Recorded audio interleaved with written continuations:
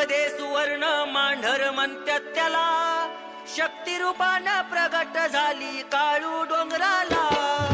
दक्षिण देशामध्ये सुवर्ण मांढर म्हणतात त्याला, शक्ती रूपानं प्रगट झाली काळू डोंगराला.